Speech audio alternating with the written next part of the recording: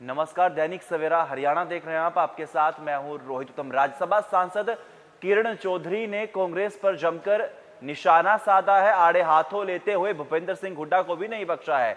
आपको बता दें कि राज्यसभा सांसद किरण चौधरी ने बड़ा बयान जारी करते हुए कहा कि कांग्रेस को षड्यंत्र के अलावा कुछ करने नहीं आता। लगातार कांग्रेस में आपसी कलह खत्म होने का नाम नहीं ले रही है। तो देखिए किस तरह से उन्होंने ये भी कहा कि बीजेपी में वो सुकून महसूस कर रही हैं। कांग्रेस को यही सलाह देती हूं कि अच्छे लोगों को आगे बढ़ाना चाहिए। तो वहीं नेता विपक्ष के मुद्दे पर भी किरण चौधरी कांग्रेस को आड़े हाथों लेते हुए नजर आई। एसआरके गुट का जमकर किरण चौधरी ने बवाल किया, कहा कि कांग्रेस में सिर्फ आपसी कलह है और कांग्रेस को कुछ नहीं आता है, क्योंकि जब मैं कांग्रेस में थी तो सिर्फ और सिर्फ षड्यंत्र होता रहा है।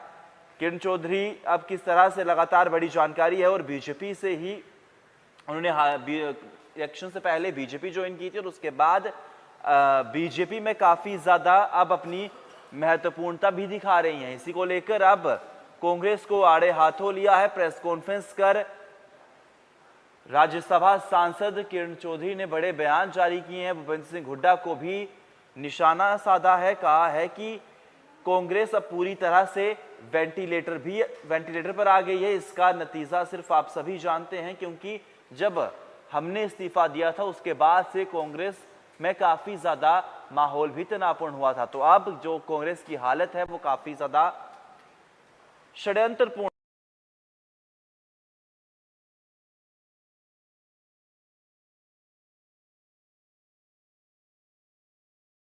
से कुमारी शैलजा और अशोक तंवर पर भी प्रतिक्रिया दी है। उन्होंने कहा कि नेता विपक्ष किसी को भी बना दो, लेकिन गुटबाजी खत्म होनी चाहिए, क्योंकि किस तरह से लगातार आप सभी जानते हैं कि नेता विपक्ष को लेकर, नेता प्रतिपक्ष को लेकर अभी तक कांग्रेस में संशय बरकरार है। सभी का सवाल यह है कि क्या नेता प्रतिपक्ष होगा भी या नहीं होगा। खैर, कुछ ही दिनों में स्थिति स्पष्ट हो जाएगी, लेकिन अब किस तरह से विपक्ष लगातार आड़े हाथों ले रहा है, एक दूसरे पर जो वार पलटवार हैं वो लगातार देखे जा रहे हैं। इसी को लेकर आइए आपको सीधा सुनाते हैं राज्यसभा सांसद किरण चौधरी ने और क्या कुछ कांग्रेस पर कहा। आज जैसे जांगड़ा जी ने बताया, हमारे बीच में बहुत ही सीनियर नेता हैं, हमारे में सांसद हैं और जो है पूरा वो कहते हैं ना इतिहास का सारा कुछ जो है अच्छी तरह से जानते हैं। और हमारे हुड्डा साहब जिनके घर आज बैठे हैं और हमारे डिस्ट्रिक्ट प्रेसिडेंट साहब जो हैं, आज हम सब ने जो है यहाँ पर एक पर्व के रूप में संविधान दिवस जो है वो मनाया गया है। और ये मैं धन्यवाद करती हूँ माननीय प्रधानमंत्री जी का कि जो शुरुआत उन्होंने ये करी है, क्योंकि जैसे जांगड़ा साहब ने बताया कि बहुत जो पुरानी जो हमारी पीढ़ियां थी उसके अंदर जो है ये सारी चीज़ें जो हैं पूरी तरह से वो लिप्त होती जा रही थी। लेकिन हमारा संविधान, उसके अंदर हमारी प्राइड कैसी हो, पूरी तरह से उसको किस तरह से हमारे निर्माताओं ने किस तरह से बनाया था, उसकी क्या हिस्ट्री है और आगे जो है किस तरह से जो है उसका क्रियान्वित हुआ है, वो सारी बातें जो हैं आज हमने स्टूडेंट्स के सामने रखी। और ये मैं समझती हूँ एक बहुत ही अच्छा तरीका है संविधान दिवस बनाना, ये एक पर्व के रूप में, क्योंकि ये सबसे वो कहते हैं ना सर्वोपरि जो है आज के दिन हिंदुस्तान में हमारे लिए वो है संविधान। और जो अगर कोई ये बात कहता है कि संविधान को नष्ट कर रहे हैं, ये अपने आप में ही वो उसको समझ जानी चाहिए। इससे बड़ी और झूठ क्या हो सकती है जब संविधान का पर्व बनाया जा रहा है। वो माननीय प्रधानमंत्री जी ने जो है शुरुआत करी है उसकी, तो संविधान बदलने का तो कोई सिलसिला है ही नहीं।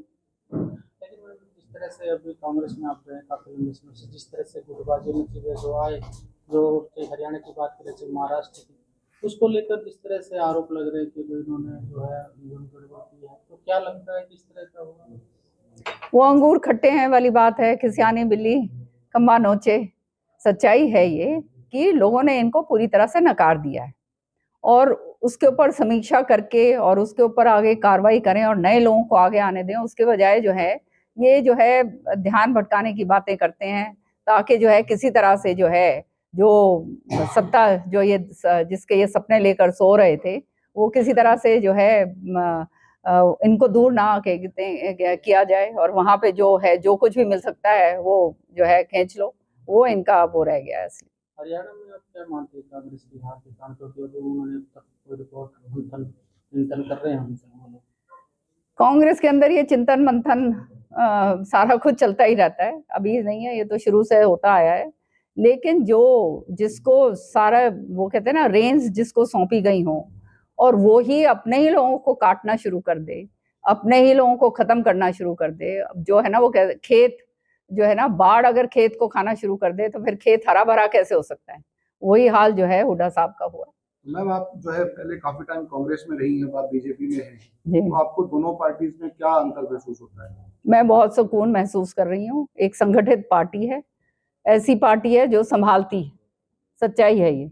हमने तो इतने साल जो है कांग्रेस के अंदर काम करा, केवल कटाई पटाई षड्यंत्र और ये सारी चीजों के अलावा और कुछ हमने देखा नहीं। अपना यही देखते थे कि कैसे बचो भाई, कैसे आगे काम करना है, कैसे नहीं करना, कैसे टिकटों का बंटवारा जैसे होता था। यहाँ पे आपने सबने देखा पिछले दिनों में जो है जिस तरह से हर एक कॉन्स्टिट्यूंसी के अंदर जा के 5-5 लोग जो है इन्होंने टिकटार्थी बना दिए, हर एक को जो है झूठ बोलकर जो है उसको वो कर दिया। तो मतलब इनकी नियत केवल ये थे कि मैं और मेरा सही रहे और बाकी सारे हो जाएं खत्म। और आज उसी का नतीजा ये है कि कांग्रेस पूरी तरह से वेंटिलेटर के ऊपर चली गई। और यहाँ क्या आपको अच्छा लगता है, क्या एडवांटेज लगती है बीजेपी में? तो मैंने आपको बताया ना, अब आप देखिए जो होनहार लोग हैं और जिनके अंदर क्षमता है उनको काटने के बजाय आगे बढ़ाया जाता है। मेरे को घर बैठे बिठाए जो है राज्यसभा के अंदर लेकर आए। कभी मैं सोच भी नहीं सकती थी कांग्रेस के अंदर कि इस तरह से जो है राज्यसभा के अंदर मैं आऊंगी। तो ये तो आप अपने आप में ही जो है ये उदाहरण है, इसमें कोई शक की बात नहीं है। वहां पर तो ये था कि अपनी जो है हालात ये थे कि जो जायज जो टिकटें हैं वो नहीं हमारे को मिलती थी। हमेशा जो जहां खड़े होते थे वहां पे नीचे कटाई होती थी। पूरी तरह से जो है ये सोचा जाता था कि इनको किस तरह से खत्म कर दिया जाए। और वही नतीजा ये है कि आज पूरे हरियाणा के अंदर अपने ही लोगों को जो है काट पीट के सारा कुछ खत्म करके इस हालात के अंदर आ गए हैं। पता नहीं किस तरह से इनके ये सपने संजो रहे थे कि ये मुख्यमंत्री बनेंगे। सच्चाई ये है कि जनता ने ग्राउंड के ऊपर इनको पूरी तरह से नकार दिया, क्योंकि इनको देख के खुश नहीं है कोई।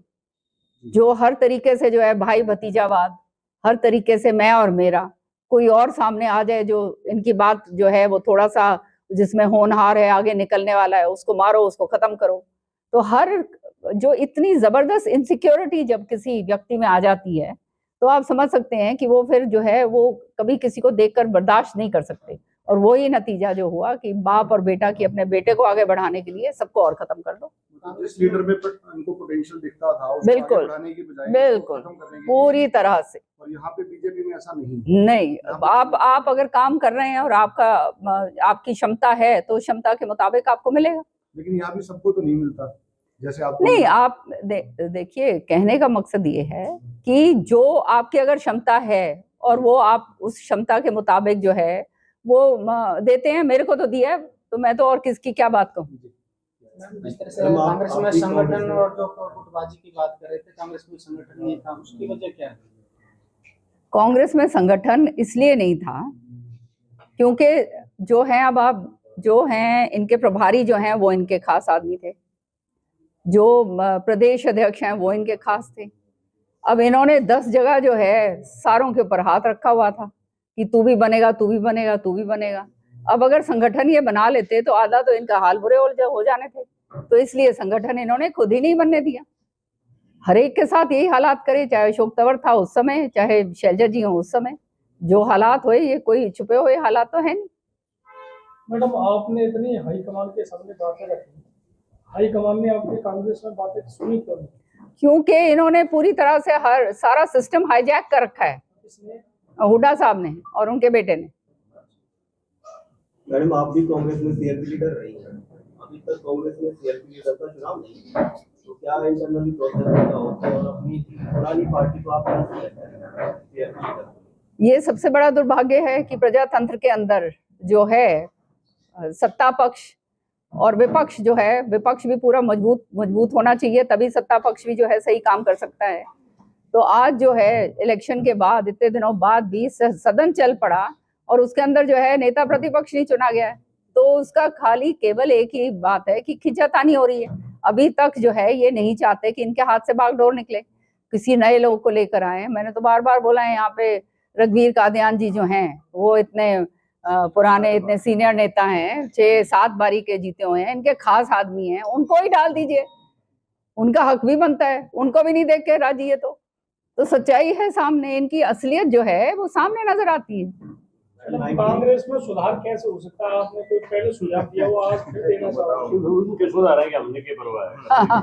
कमी हो गया, इन्होंने ये ठेका उठा रखा था कि कांग्रेस को खत्म करना है और वो इन्होंने कर दिया। 96 में चौधरी बंसीलाल की सरकार थी और 99 तो जब आप बीजेपी में शामिल थी, आपको नहीं लगा कि आइडियोलॉजी पाएगी या नहीं करेगी?